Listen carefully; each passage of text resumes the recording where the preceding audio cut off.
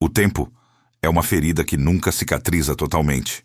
E nós, meros herdeiros da modernidade, caminhamos sobre os escombros de impérios esquecidos com uma arrogância perigosa.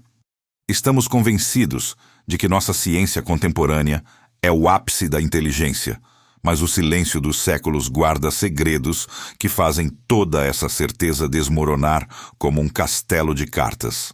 Nossas máquinas e algoritmos nos dão a ilusão de controle, mas somos apenas crianças brincando no quintal de gigantes.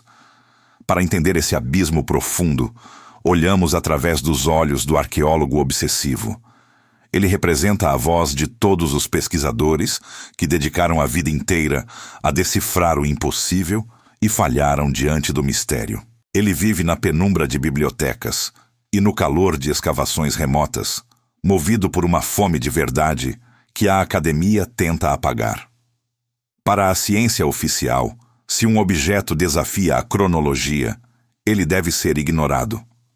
Mas para o arqueólogo, essas anomalias são as únicas verdades que restam.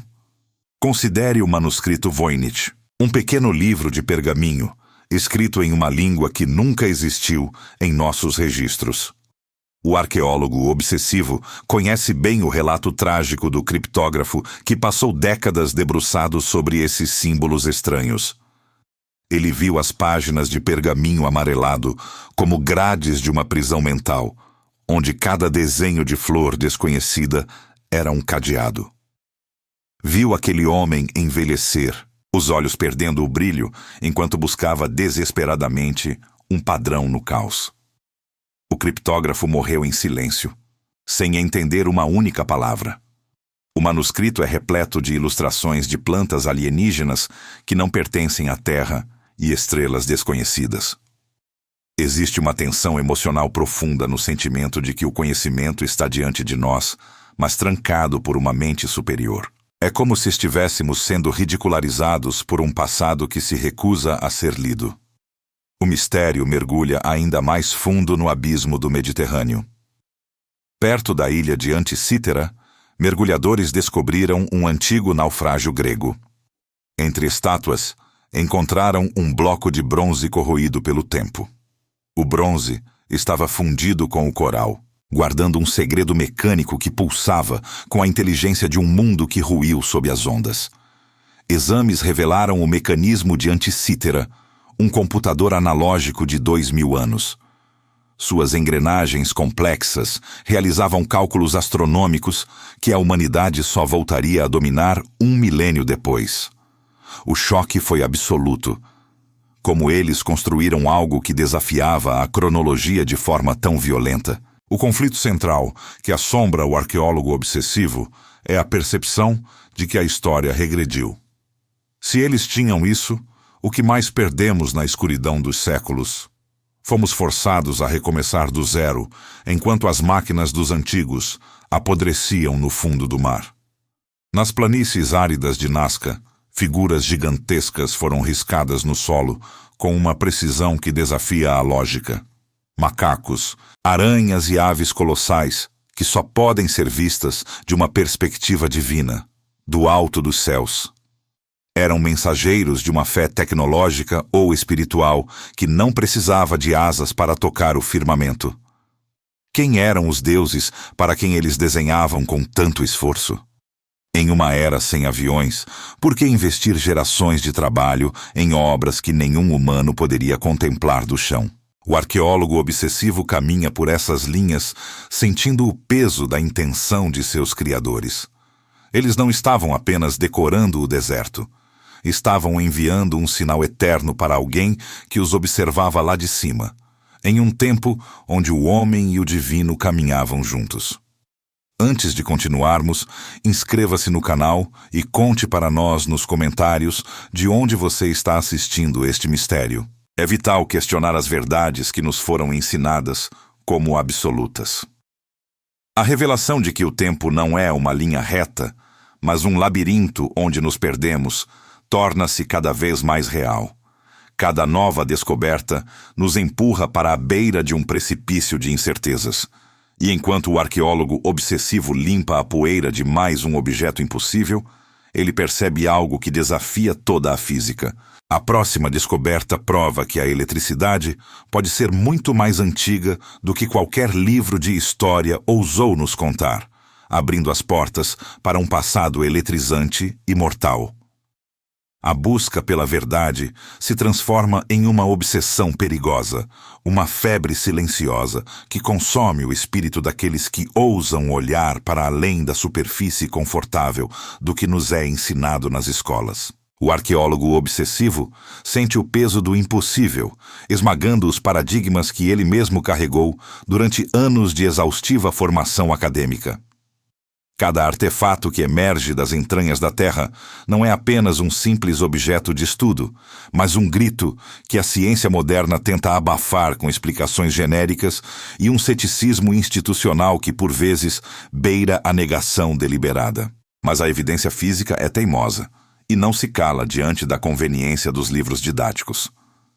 O arqueólogo caminha entre ruínas, sentindo que o tempo não é uma estrada reta, mas um oceano onde civilizações inteiras naufragaram, deixando para trás destroços que desafiam nossa compreensão de progresso. No Iraque, sob o solo poeirento de Qujut Rabu, o arqueólogo obsessivo depara-se com a inquietante realidade da bateria de Bagdá.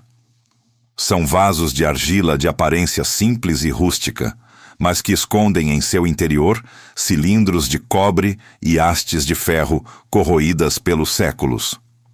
A ciência moderna tenta, a todo custo, rotular esses achados como meros recipientes para pergaminhos sagrados. Mas a química conta uma história diferente e muito mais perturbadora para os historiadores tradicionais. Experimentos rigorosos provaram que esses vasos, quando preenchidos com um eletrólito simples, como suco de limão ou vinagre, geram uma corrente elétrica real e mensurável. Milênios antes de Alessandro Volta ou da Revolução Industrial, o brilho da eletricidade já pulsava na penumbra de oficinas e templos antigos. O arqueólogo sente o choque dessa percepção em suas próprias mãos. A tecnologia não é uma escada ascendente, mas uma chama que se apaga e se acende através das eras. O drama da negação acadêmica dói mais do que a ignorância, pois revela um esforço consciente de apagar o brilho da antiguidade para manter o controle da narrativa histórica oficial. A jornada de descobertas nos leva então de volta aos arquivos secretos, onde a traição da geografia se manifesta em um fragmento amarelado de pele de gazela. O mapa de Piri Reis, datado de 1513, é uma anomalia que desafia a própria estrutura do tempo e da exploração humana. Piri Reis, o almirante otomano, não desenhou o que seus próprios olhos viram, mas o que ele cuidadosamente compilou de mapas muito mais antigos, sobreviventes de bibliotecas perdidas pelo fogo e pela guerra. O que o arqueólogo obsessivo encontra nessas linhas é o contorno preciso da costa da América do Sul e, de forma totalmente impossível, o perfil detalhado da Antártida. No entanto, não é o continente branco e estéril que conhecemos hoje. É a Antártida livre de gelo, com suas cordilheiras e leitos de rios mapeados, com uma precisão que a humanidade moderna só alcançaria séculos depois. Quem sobrevoou aquele continente quando ele ainda era uma terra verde e vibrante? A solidão de saber algo que ninguém pode explicar consome o pesquisador, que imagina navegantes pré-históricos observando o mundo de uma perspectiva divina, deixando-nos apenas com as migalhas de um conhecimento que não sabemos mais como interpretar. A obsessão o conduz agora para as selvas úmidas da Costa Rica, onde o silêncio é esculpido em granodiorito maciço. Centenas de esferas de pedra perfeitamente redondas, algumas pesando muitas toneladas, jazem espalhadas pela vegetação densa como se fossem sementes deixadas por deuses esquecidos. Não há marcas de ferramentas metálicas, não há vestígios de pedreiras por perto, apenas a perfeição geométrica que parece insultar nossa lógica moderna. Para o arqueólogo obsessivo, essas esferas representam o peso do silêncio de uma civilização que desapareceu sem deixar rastro, apenas uma geometria pura e absoluta cravada na rocha. A ciência moderna tenta explicar sua criação com técnicas rudimentares, mas a exatidão de sua esfericidade sugere um conhecimento profundo que ultrapassa o simples trabalho manual de pedreiros da antiguidade profunda. O conflito crescente no coração do arqueólogo o leva a uma conclusão inevitável. A ciência oficial começa a parecer uma colcha de retalhos cheia de buracos, uma narrativa remendada que tenta esconder as lacunas monumentais de nossa própria história. Ele se questiona se fomos ajudados por forças externas ou se somos apenas uma sombra pálida do que a humanidade já foi capaz de alcançar no passado. A sensação é de que somos sobreviventes de um naufrágio tecnológico, tateando no escuro enquanto as relíquias de nossos antepassados nos observam com um desprezo silencioso. E enquanto o arqueólogo se aprofunda nesses mistérios, o suspense aumenta ao perceber que as peças desse quebra-cabeça estão se tornando maiores e mais assustadoras. Ele sente que a maior de todas as estruturas não foi construída por mãos humanas comuns, mas por algo que desafia a própria geologia e exige que esqueçamos tudo o que julgamos saber sobre a verdadeira aurora da civilização. O arqueólogo obsessivo agora caminha sobre as colinas áridas e poeirentas do sudeste da Turquia, onde o vento carrega segredos que a história oficial tentou enterrar por mais de 12 milênios. Diante de seus olhos, ergue-se o impossível materializado, Göbekli Tepe.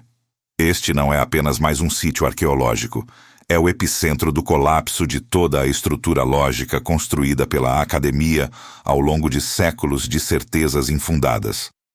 Como poderiam meros grupos de caçadores-coletores, que a ciência moderna descreve como seres que mal dominavam as ferramentas de pedra mais rudimentares, ter a capacidade de planejar e erguer pilares monumentais de calcário pesando mais de 12 toneladas cada? A narrativa oficial insiste que a civilização organizada e a arquitetura monumental só nasceram com o advento da agricultura estável. Mas aqui, as pedras antigas gritam uma verdade diferente e perturbadora. A espiritualidade complexa e a engenharia de precisão vieram antes da semente plantada.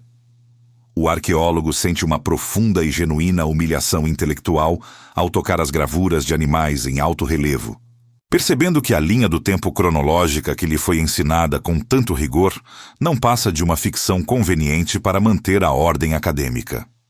Göbekli Tepe é uma cicatriz profunda no tempo, uma prova irrefutável de que a humanidade possuía uma organização social, astronômica e técnica incrivelmente sofisticada 6.000 anos antes de a primeira pedra ser colocada nas grandes pirâmides de Gizé. O conflito interno do pesquisador atinge seu ápice febril. Se este lugar sagrado existe e respira sob o sol da Turquia, então toda a raça humana foi obrigada a viver em uma espécie de amnésia coletiva imposta sobre suas verdadeiras e grandiosas origens. O fôlego incessante da busca o conduz agora para as areias escaldantes e imutáveis de Saqqara, no Egito.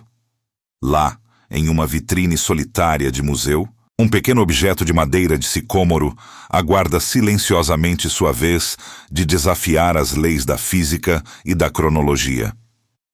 O pássaro de Saqqara, datado de mais de 2.000 anos de antiguidade, é frequentemente rotulado com desdém pela ciência moderna como um simples brinquedo de criança ou um objeto cerimonial sem função prática.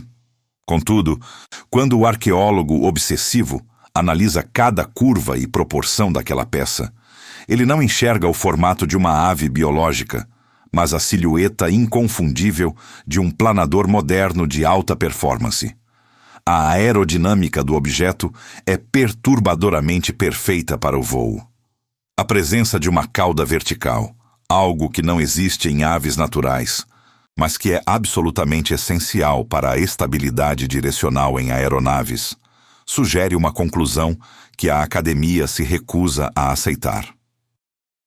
Os antigos egípcios não estavam apenas olhando para o vasto azul do céu com adoração religiosa e mística. Eles possuíam a precisão técnica de quem desejava e possivelmente conseguia dominar as correntes de ar invisíveis. É a redenção final do mito sobre a técnica, o momento exato em que a ciência moderna deve se calar diante da evidência física de que o voo humano pode ser uma tecnologia milenar redescoberta, e não uma invenção recente.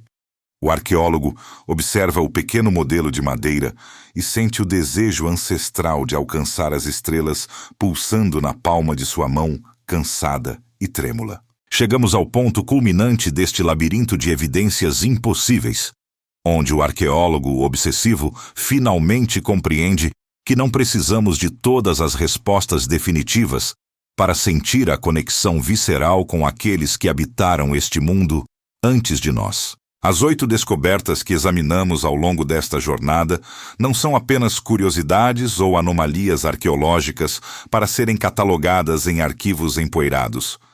Elas são cicatrizes vivas de uma história humana gloriosa, complexa e possivelmente terrível, que, de alguma forma sinistra, fomos condicionados a esquecer completamente.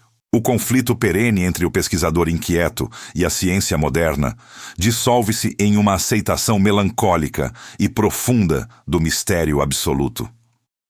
Talvez a humanidade atual não seja o ápice glorioso da evolução, mas sim os herdeiros fragmentados e confusos de um conhecimento colossal que se perdeu em cataclismos que a memória coletiva mal consegue registrar. O fechamento desta jornada é dramático e envolto em um silêncio pesado.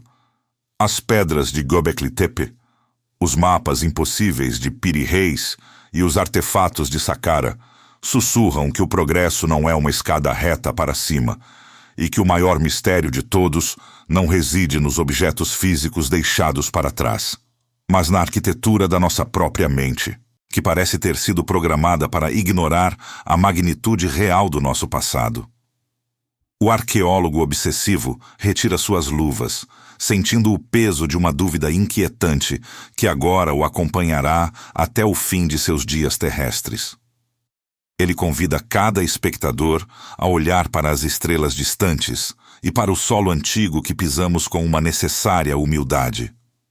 Quem fomos nós, de verdade, antes de decidirmos que era mais seguro esquecer? A resposta final está enterrada no silêncio profundo da Terra, esperando o momento de despertar e reclamar seu lugar no trono da história universal.